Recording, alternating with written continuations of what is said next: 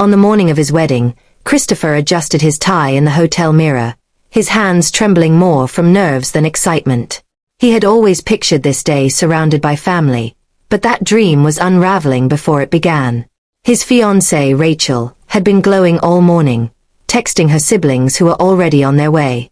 Christopher, on the other hand, stared at his silent phone, hoping for a message from his father. He had invited everyone months ago, his uncles, cousins, and most of all, his father, Mark. Christopher imagined his dad walking him down the aisle, standing proudly in the front row.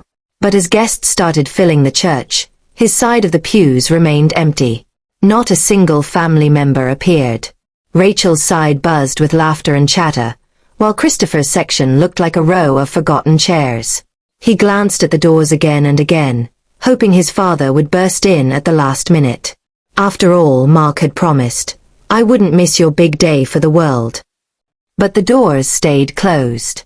When the music began and Rachel walked down the aisle, Christopher's heart split in two, half filled with joy, half weighed down by loss. He said his vows, his voice steady, though his chest ached.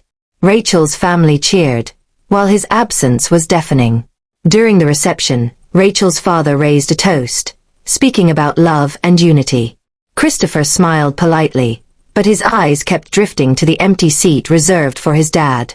Later, when the dancing began, Christopher stepped outside for air.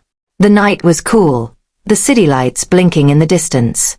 Rachel found him there, standing alone. "You're thinking about them, aren't you?" she asked softly. Christopher nodded. Not one of them showed up. Not even my father, who swore he'd be here. "I don't understand how you can promise your son something like that and not keep it." Rachel took his hand. "Maybe you don't need to understand. Maybe you just need to accept that sometimes people fail us. But look around. Look at who did show up. Look at me." Her words settled deep in his heart. For the first time that day, he let the pain out. Tears slid down his face as Rachel pulled him close. Inside, Rachel's mother approached quietly. "Christopher," she said gently, "I know today was hard. But family isn't only the people you're born to. Sometimes it's the people who choose to stand with you." Those words pierced his sorrow. He nodded, realizing the truth in them. The rest of the evening, he leaned into Rachel's family's warmth. They danced, laughed, and pulled him into photos, refusing to let him feel alone. The emptiness didn't vanish, but slowly, belonging began to replace it. The next morning, Christopher's phone buzzed with a text. It was from his father. "Sorry, son. Something came up. Hope the wedding went well." Christopher stared at the screen.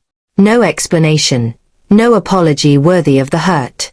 He set the phone down, feeling an ache but also a clarity. His father had chosen absence. Christopher would choose presence, with Rachel, with the life they were building. Weeks later, he stopped waiting for calls that never came. Instead, he invested in the family he was creating. When Rachel asked him if he regretted the empty seats at the wedding, he shook his head. No. Because the people who mattered most were there, you. And in that truth, he found peace. His wedding day hadn't been what he dreamed of, but it had taught him something greater. Family isn't proven by promises, it's proven by presence. And though his father hadn't stood by him, Rachel always would. That was enough.